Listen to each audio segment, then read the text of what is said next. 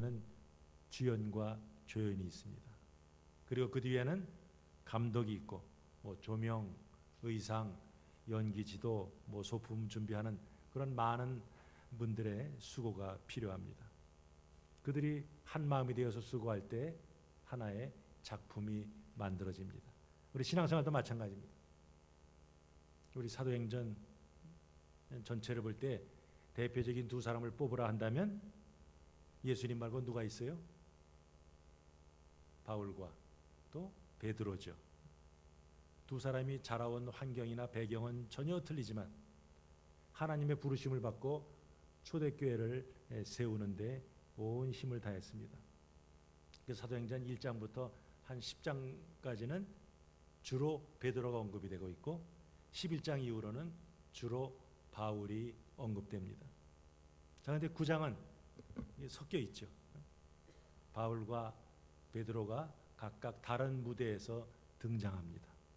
특별히 9장 전반부에는 사울이 어떻게 예수 그리스도를 만나서 이방인의 사도로 바뀌는지 그 과정을 기록하고 있습니다. 자, 그 가운데 등장하는 사람이 바로 아나니아입니다. 자, 헬라 말로 이 아나니아, 히브리 말로는 하나냐입니다. 우리 히브리 사람들의 이름은 다 뜻이 있죠. 야로 끝나면 뭐예요? 여호와를 가리키죠. 히스기야, 엘리야, 요시야. 그러니까 이 하나냐 하면은 여호와는 은혜로우시다 하는 뜻을 가집니다. 자, 근데 그가 언제부터 예수님을 믿고 예수님을 따르는 제자가 되었는지는 성경에 자세한 설명은 없습니다.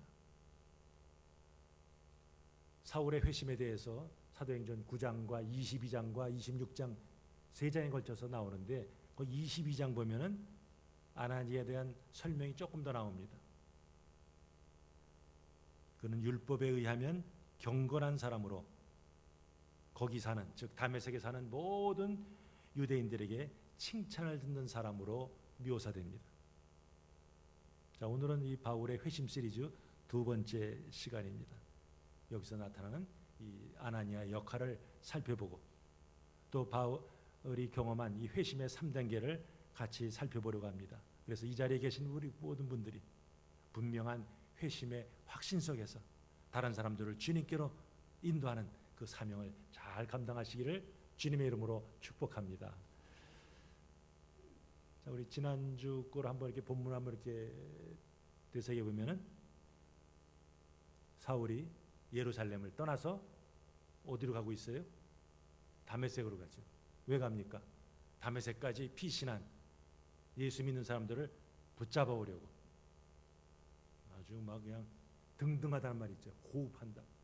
숨을 쉬고 내쉬는데 그 아주 예수쟁이들에 대한 증오, 이것이 아주 대단합니다.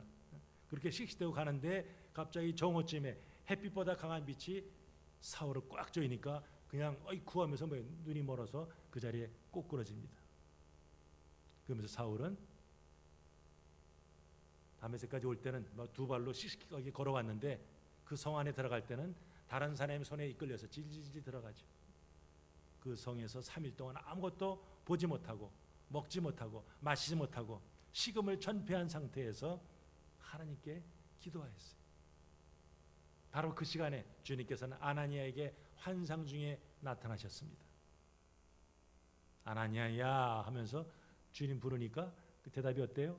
주여 내가 여기 있나이다. 이거는 구약에서 사무엘아, 아브라함아 이렇게 부를 때 아주 전형적인 그 대답하는 그 방법이죠.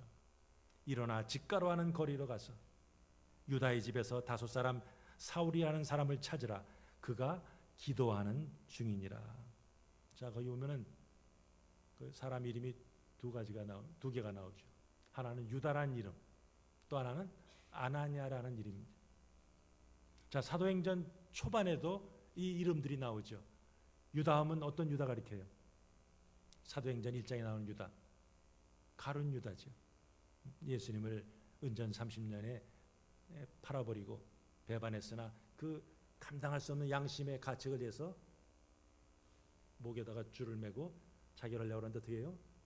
끊어져 가지고 그냥 밑에 있는 바위에 떨어져서 뭐 창자가 드러나고 죽었더라. 아주 비참한 모습을 보여줍니다. 거기에 유다라는 이름이 나옵니다. 자, 아나냐 이름은 또 어디에 나옵니까? 예, 또 사도행전 그 5장에 나오죠. 그때 거기 아나냐 어떤 사람이에요? 바나바가 자기의 전 재산을 팔아서 사도들의 발 앞에 놓으면서 좀 열심히 이렇게 섬기니까 부러웠어요. 야, 우리도 저 바나바처럼 사람들한테 칭찬받았으면 좋겠다 해가지고 아나니아 부부가 재산을 팔았지만 막상 다 바치려 하니까 아까운 생각이 들어서 일부는 자기들의 주머니에 넣고 일부만 바치면서 다 바치는 것처럼 했다가 하나님의 치심받아서 죽임을 당하죠. 자, 그러니까 이 사도행전 앞부분에 나오는 유다 그리고 아나냐는 에휴 좀 실망스러운 사람들이죠. 그런데 오늘 여기 사도행전 9장에 나오는 유다와 아나냐는 어떻습니까? 좀 하나님 앞에 쓰임 받는 자들이죠. 이걸 통해서 뭘 보여줍니까? 신앙생활 하다가 이탈한 자들, 그들의 빈자리를 대신하기 위해서 하나님께서는 새로운 사람들을 세우셔서 그들의 빈자리를 채우시고 더 귀한 역사를 이루신다 하는 것을 보여주고 있습니다. 자, 주님께서는 지금 이 아나니아에게 사울이 지금 머물고 있는 집, 그 집이 있는 거리 이름, 그리고 사울이 어디 출신인가 하는것까지 아주 상세하게 알려주십니다. 자, 그 말씀 속에는 그 명령어가 3개 있습니다. 일어나라, 그 다음에요 가라, 또요 찾으라. 이렇게. 자, 이거 명령이 과거 명령으로 되어 있습니다. 이게 무슨 뜻이에요? 지금 당장이죠. 아나냐야, 너 지금 당장 일어나. 지금 당장 가라. 그래서 당장 사울을 찾으라, 사울을 만나라 하는 거죠. 일어나 가라 하는 건 이거 구약에서 뭐예요? 선지자들을 부를 때 하나님께서 많이 쓰시는 그런 표현이죠. 어디로 가라고요? 직가로 가라 그랬죠. 직가. 한자말로 직가 하니까 이게 도대체 이게 무슨 말인가? 영어 성경 보니까 어떻게 되어 있어요? Straight road. 그야말로 직가죠. 똑바로 뻗은 길.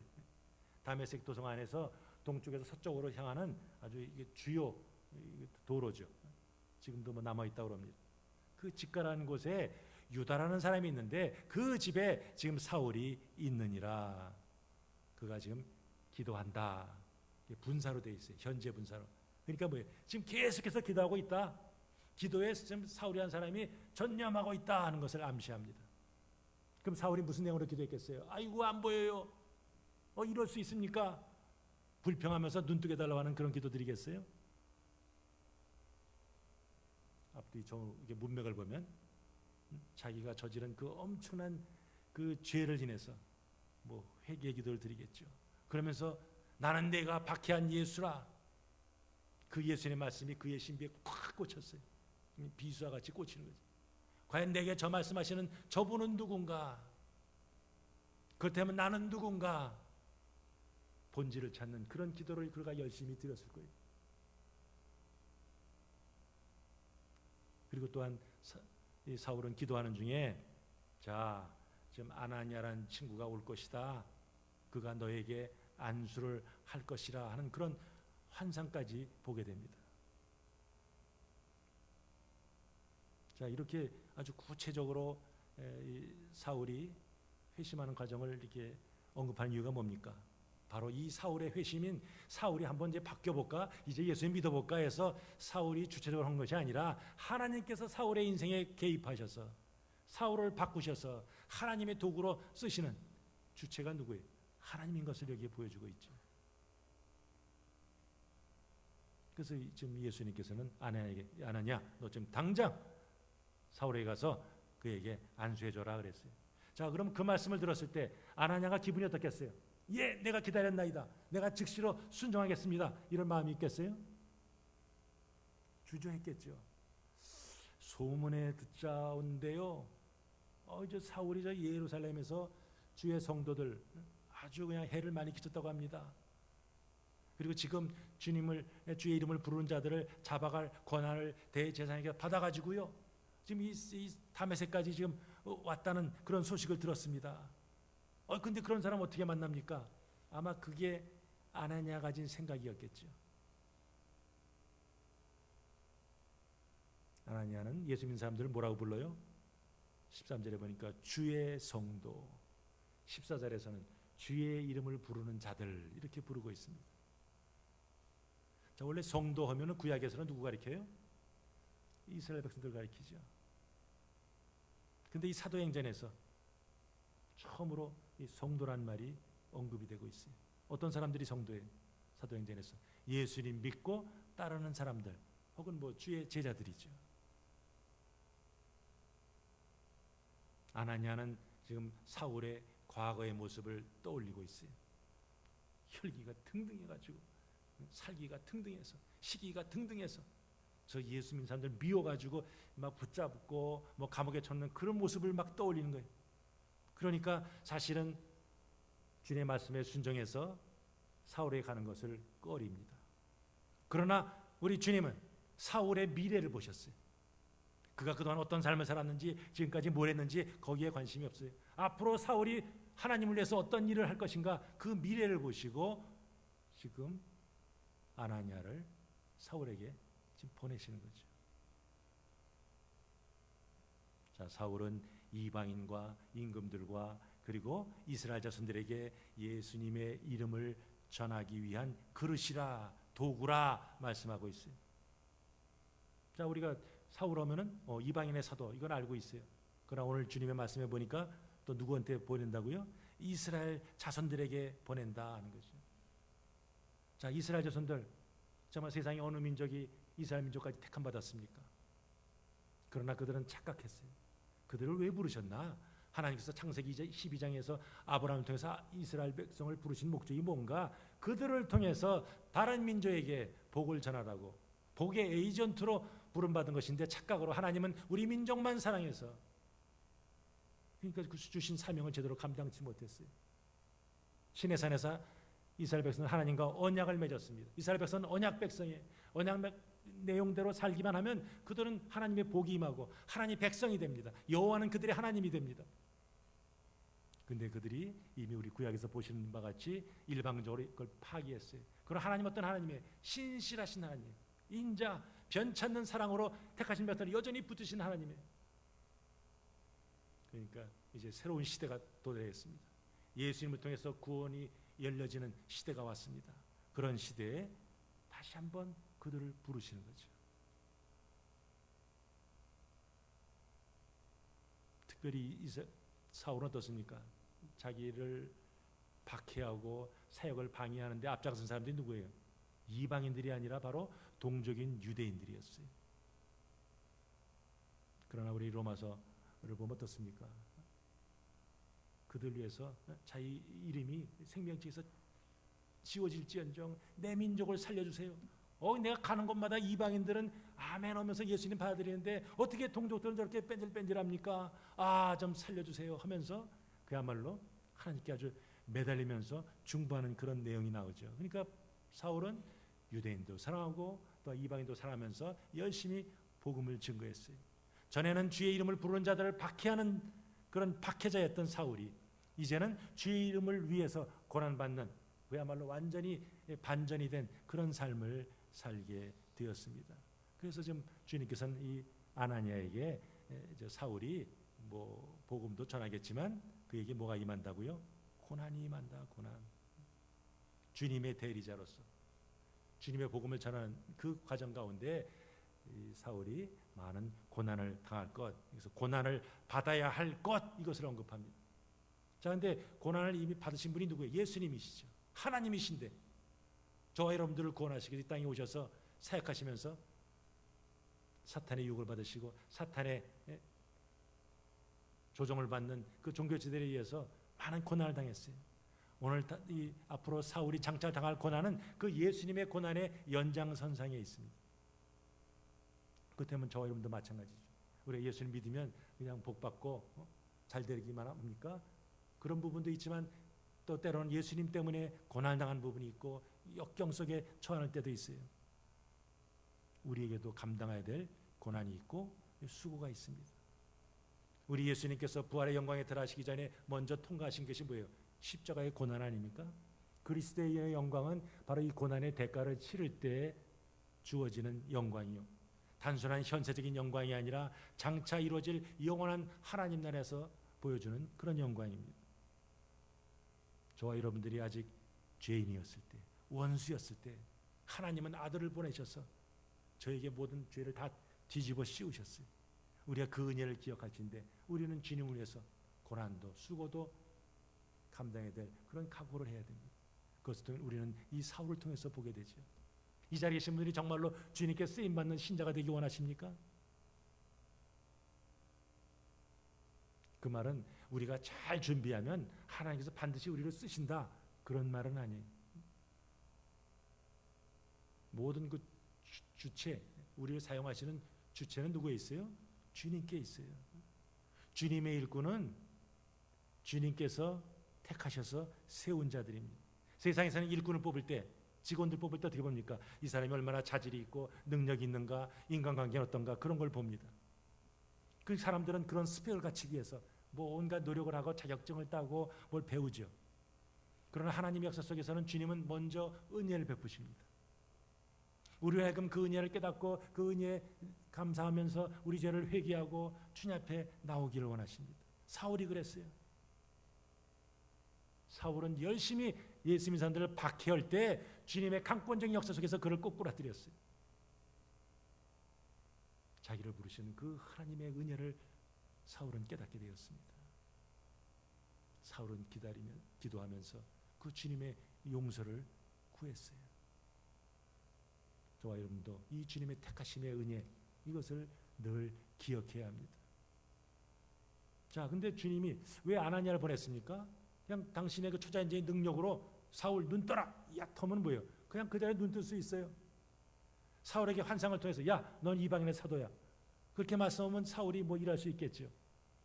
그러나 하나님께서는 그런 방법을 택하지 않으셨어요. 굳이 좀 꺼려하는 아나니아를 사울에게 보내십니다. 그 이유가 뭐예요? 사울과 교회의 관계는 어떻습니까? 불편한 정도를 넘어서서 지금 원수 관계죠. 주님은 그 관계를 회복시키기를 원하셨어요. 사울도 교회의 일원으로서 교우들과 함께 이 사역에 동참하기를 원하셨어요. 박해를 하는 사람과 박해를 받는 사람이 사실은 같이 만나서 교제하는 게 쉽지 않아요. 자, 근데 아나니 어떻습니까? 하나님, 주님, 가기가 꺼려운데요. 이렇게 하지 않았어요. 물론 마음에는 꺼렸어요. 그러나 일단 주님께서 말씀하시니까 어때요? 하나님의 사람들은 가세소, 하나님 말씀하시면 yes sir, 이게 바른 자세죠. 아나니아도 마찬가지예요. 사울을 향한 주님의 뜻을 알고 나니까 아나니아는 지체하지 않고 즉시로 일어나서 집가에 있는 유다의 집으로 갑니다. 그 집안에 딱 들어갔더니 과연 저 구석이에 앞을 못 보는 사울이 하나님께, 주님께 기도하고 있어요. 자, 그에게 던진 첫 마디가 뭐예요? 형제 사울아, 이렇게 부릅니다. 자, 겉모습만 봐가지고는 저 사울이 지금 회심을 했는지 안 했는지, 정말로 주님을 믿는지 안 믿는지 알 수가 없어요. 그러나 아나니아는 뭘 붙들었어요? 주님의 말씀. 그 주의 말씀을 붙들고 맞아, 저 친구는 변화된 게 틀림없어 하면서 그를 형제 사울아 부릅니다. 이 왼수 사울아 그런 것이 아니라, 그러니까 더 이상 사울은 이젠 교회 대적자가 아니라 주의 몸된 교회 지체다, 주님의 가족으로 이제 너를 받아들인다 하는 그 마음이 형제 사울아 하는 그 말 속에 담겨져 있습니다. 그러면서 이제 사울이 눈을 뜨게 될 터인데, 이건 누가 하는 것이냐? 바로 사울에게 3일 전에 나타나셨던 그분, 아나니아를 사울에게 보내셨던 그분, 이제 사울을 성령으로 충만케 하시는 그 주 예수께서 하시는 것이라 하는 것을 아나니아가 사울에게 밝히 말해줍니다. 자, 그가 왜 성령으로 충만해집니까? 이제 그 성령의 능력으로 복음을 전하라는 거죠. 그래서 아나니아가 안수를 합니다. 안수하니까 바울의 눈에서 뭐가 벗겨져요? 제가 일부 예배 때도 물어봤어요. 뭐가 벗겨집니까? 그랬더니 대부분 사람들이 비늘이요 그랬어요. 우리 성경에 뭐로 되어 있어요? 정확하게 대충 알지 마시고 정확히 보면 뭐라 되어 있어요? 비늘 같은 것이, 이렇게 되어 있죠. 우리 그 오순절에 다락방에서 임할 때도 뭐예요? 불이 임하고 바람이 불었습니까? 바람 같은 것이, 불 같은 것이 그랬어요. 하나님의 어떤 신비한 형상을 우리의 부족한 말로 다 표현할 수가 없어요. 그러니까 비늘 같은 것이죠. 정확히 뭐 비늘이 뭐 이렇게 있는 게 아니라 어떤 뭔가 비늘 같은 것이 있었어요. 근데 그것이 싹 벗겨지는 거죠. 그러니까 사울이 잃었던 시력을 되찾았어요. 근데 육신의 눈만 보지 못하던 것을 본 것으로만 끝난 것이 아니라 사실은 뭐예요? 영 안이 밝아진 거죠. 모든 일어난 이 일을 주님의 관점에서 보게 되는 거죠. 주 안에서 이제 새로운 삶을 살게 되었어요. 비늘 같은 것이 벗겨지기 전에 사울이 붙들었던 하나님은 어떤 하나님이에요? 창조주요 인생의 주관자이신 살아계신 하나님 인 줄 알았는데 나중에 깨닫고 보니까 그거는 사울의 개인 신념이 빚어낸 하나님의 허상.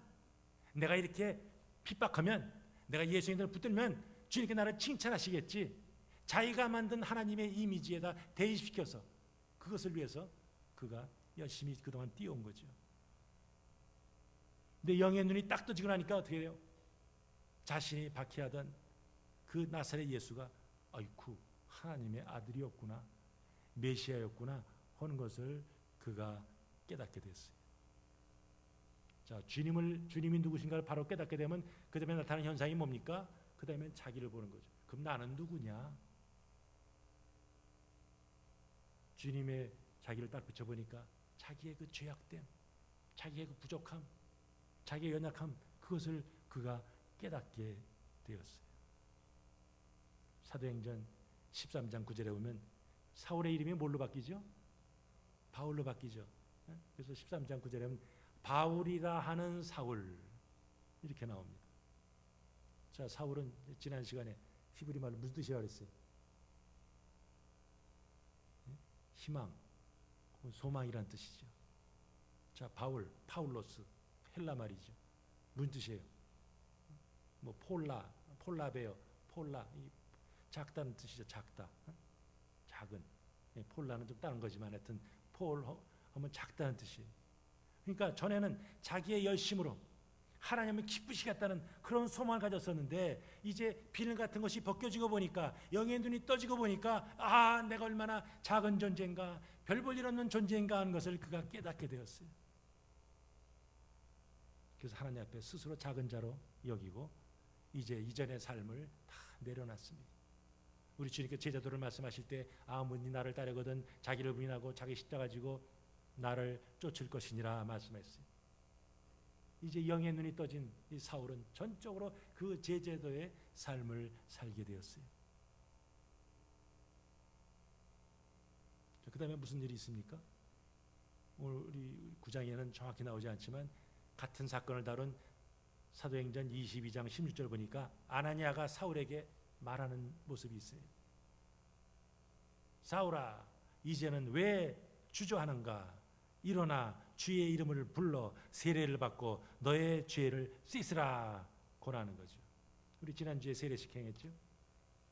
예수님 믿고 구원받았음을 이미 믿은 성도들 앞에서 보여주는 의식이죠. 아나니아는 주 예수의 이름으로 사울에게 세례를 주었을 겁니다.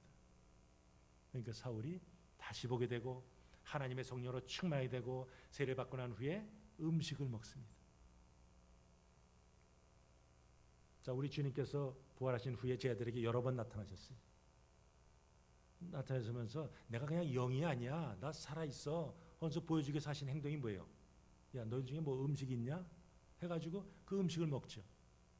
그러니까 이건 주님의 부활은 확실하다는 거예요.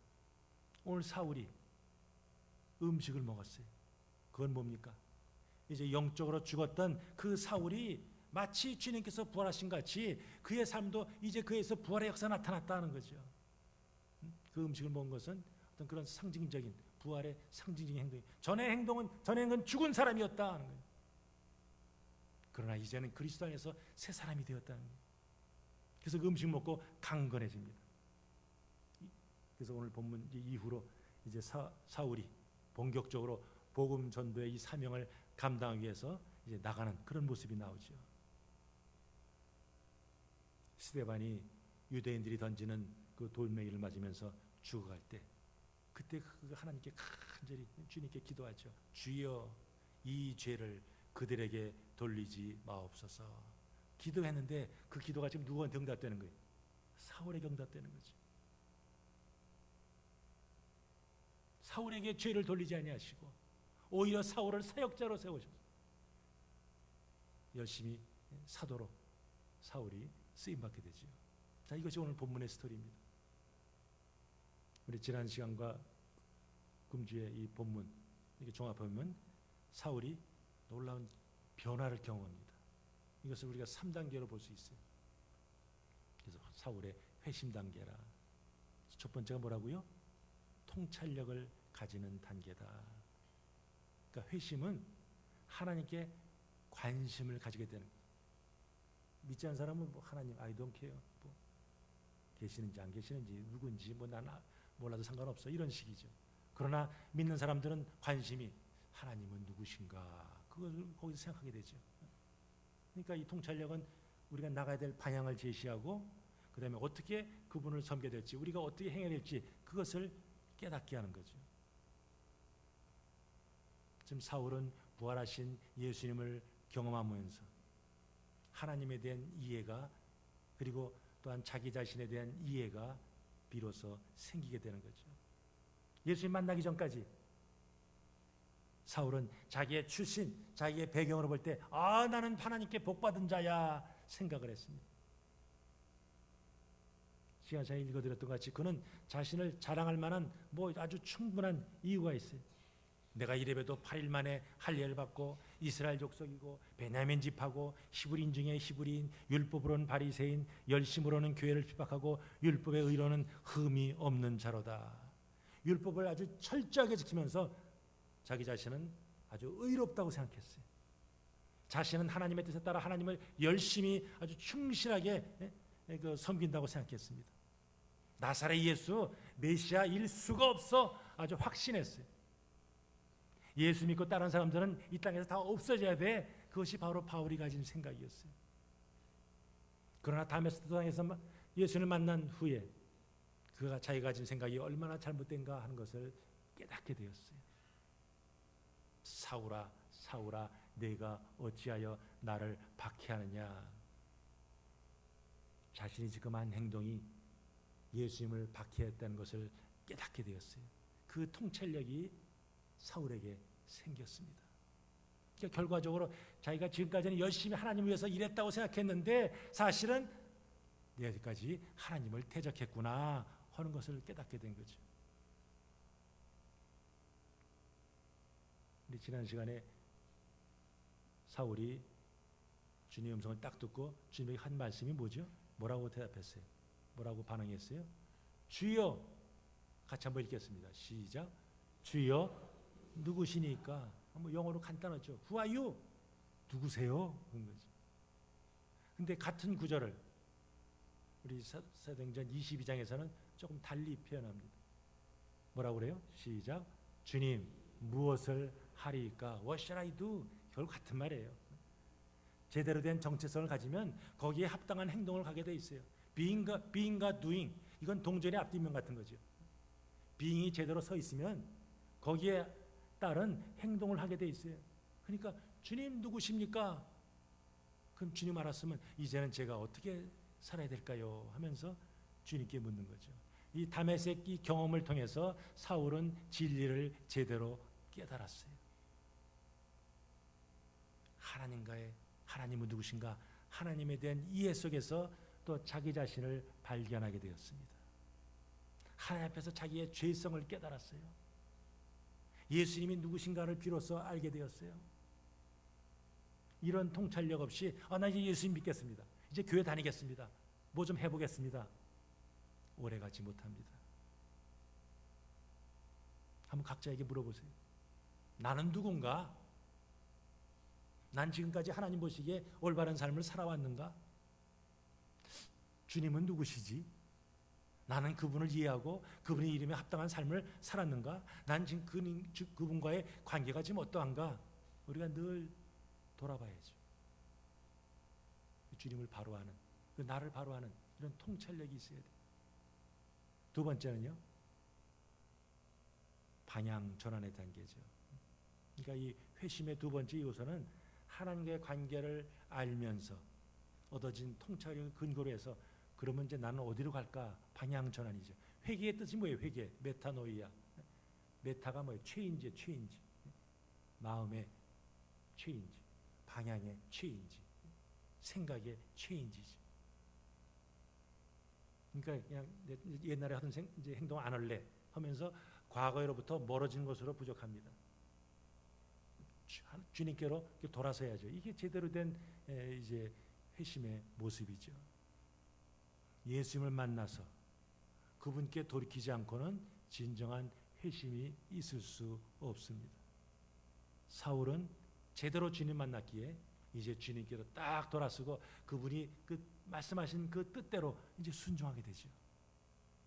전에는 예수님을 대적했던 사울인데 이제는 전적으로 그의 목숨을 조금 더 아까운 것을 여기지 아니하고 주님을 따르게 되었습니다. 그렇다고 해서 사울이 전적으로 유대교를 포기하고 구약 성경을 다 던져버렸나? 그것은 아니에요. 그는 여전히 정통 유대인이. 그러나 새로운 빛 안에서 성령의 조명 가운데서 구약을 딱 보게 된 거예요. 전에는 이 구약에 나오는 메시아와 나사렛 예수를 연결을 못 시켰어요. 다른 사람인 줄 알았어요. 여전히 메시아는 기다려야 될 사람으로 알았어요. 그러나 성령께서 그의 마음에 쫙 통찰력을 주시니까 그 메시아가 바로 이 나사렛 예수구나 하는 것이 연결이 되죠. 연결. 구약에서 그렇게 수많은 선지자들이 예언했던 그 메시아가 바로 나사렛 예수, 얼마 전에 십자가 달리셨다가 돌아가신, 그리고 부활하시고 승천하신 그 예수인 것을 비로소 깨닫게 되는 거죠. 그러나 이전에는 왜 몰랐어요? 눈이 닫혀 있었으니까, 영안이 감겨져 있었으니까. 그러니까 주님께서 비늘 같은 것을 벗기시면서 그의 영안을 뜨게 하셨어요. 주님께서 부르신 것은 이건 전적으로 하나님의 그 이니셔티브 속에서 하나님께서 하신 것이다, 하나님의 은혜다 하는 것을 그는 깨달았어요.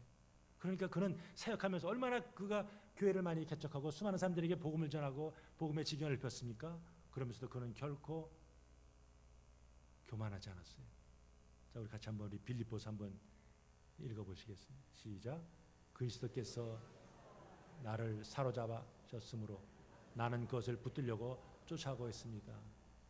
내가 그분 붙든 게 아니라 그분이 나를 사로잡았다. 나는 그분의 포로야, 포로. 이것이 바로 바울의 고백이죠. 우리가 주님 붙들 때 우리는 힘들면 놓을 수 있잖아요. 실수하면 놓을 수 있어요. 방심하면 놓을 수 있어요.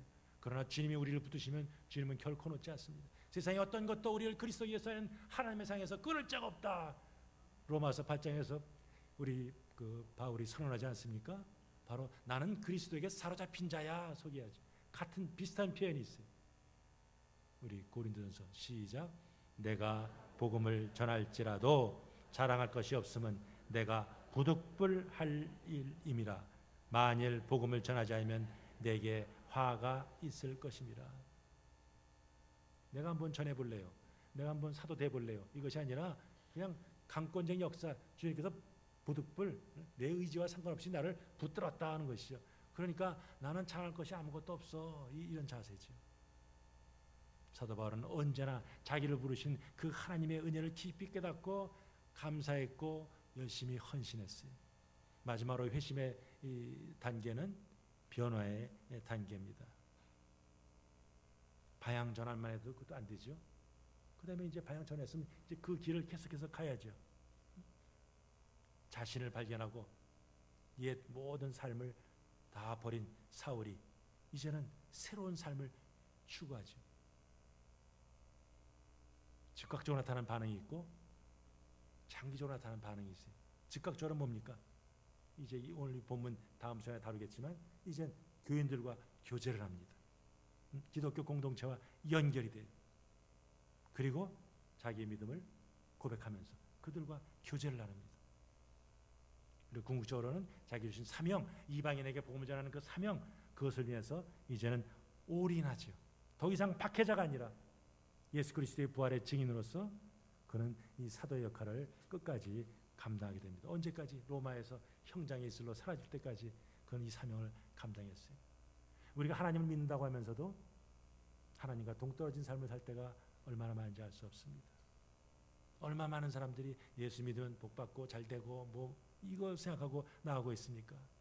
보이는 것만을 추구해서 달려가는 것, 이건 결코 성경적인 가르침은 아니에요. 하나님의 임재를 느끼지 못하니까 생각나는 대로 기분난 대로 들이받고 함부로 말하고 행동합니다. 그러나 우리가 영원하신 하나님을 바라볼 때 거기에서 진정한 이제 경건이 시작되는 거죠. 거룩함이 드러나게 돼 있어요. 영원한 것을 위해서는 우리 가진 모든 것들을 기꺼이 주님 위해서 드릴 수가 있게 됩니다. 다메섹 도상에서 사울은 제대로 주님을 만났어요. 눈에서 비늘 같은 것이 벗겨지면서 사울은 비로소 보게 되었습니다. 전에 그렇게 소중하게 여겼던 거 이제는 기꺼이 버릴 그런 결단이 생겼습니다. 영원한 것을 위해서 자기 것을 드리기로 작정을 했습니다. 그 마찬가지죠. 2000년 전에 사울이나 오늘 우리나 비늘 같은 것이 우리를 덮고 있는 한 우리는 결코 진리를 볼 수 없습니다. 이 비늘 같은 것이 벗겨질 때 우리의 영안이 떠지고 정말로 내가 누군지를 발견하게 되고 주님이 누구신가를 깨닫게 됩니다. 어떤 것이 우리의 시야를 가리고 있습니까? 불신의 비늘입니까? 탐욕의 비늘입니까? 뭐 교만의 비늘입니까? 그 모든 것들을 벗겨달라고 우리는 주님 앞에 엎드려야 합니다. 사랑하는 성도 여러분, 우리가 제대로 신앙생활을 하려면 우리가 하나님 앞에 바로 서야죠. 그분이 누구신지, 내가 누군지를 바로 알아야 합니다. 그렇지 않고는 우리 하나님이 원하시는 길을 갈 수도 없고 가는 척하다가 우리는 중간에서 탈락할 수밖에 없습니다. 회심한 그 사울의 그 사역의 목적이 사도행전 26장 세 번째 그 회심의 스토리가 나오는데 거기에 잘 정리되어 있습니다. 우리 같이 한번 읽겠습니다. 시작. 먼저 다메섹과 예루살렘에 있는 사람과 유대 온 땅과 이방에까지 회개하고 하나님께로 돌아와서 회개에 합당한 일을 하라. 진정한 회심을 경험하려면 하나님 앞에서 나는 누군가 자신의 진면을 깨닫는 그런 통찰력이 있어야 합니다. 그러려면 조금 전에 말씀드린 같이 비늘 같은 것이 벗겨져야 합니다. 그리고 하나님께 돌아와야 되고 그리고 그 삶 전체를 하나님께 의탁을 해야 됩니다. 그럴 때 열매가 있고 주님의 영광이 나타납니다. 예루살렘과 유대와 사마리아와 어떤 땅끝까지 이르러 복음이 전거되는 이 과정 속에서 사울 비롯한 수많은 사람들이 부름받았고 지금도 주님께서는 부르고 있습니다. 특별히 사울은 뭐예요? 이방인 전도를 위해서 하나님께서 그를 부르셨어요. 오늘도 하나님이 택한 사람들을 부르십니다. 이를 위해서 저와 여러분들이 부름을 받았습니다. 사울같이 이런 주님을 만나는 개인적으로 만나는 이런 체험을 통해서 주님을 알고 나를 알 뿐 아니라 또 우리 각자를 향한 주님의 뜻을 온전히 깨달으면서 순종하는 가운데 땅까지 이르러 증인이 되는 지경을 넓히시기를 원하시는 그 주님의 거룩한 비전에 동참하시면서 장차 주님 앞에 칭찬받는 믿음의 사람들 다 되시기를 주님의 이름으로 축복합니다. 아멘. 우리 같이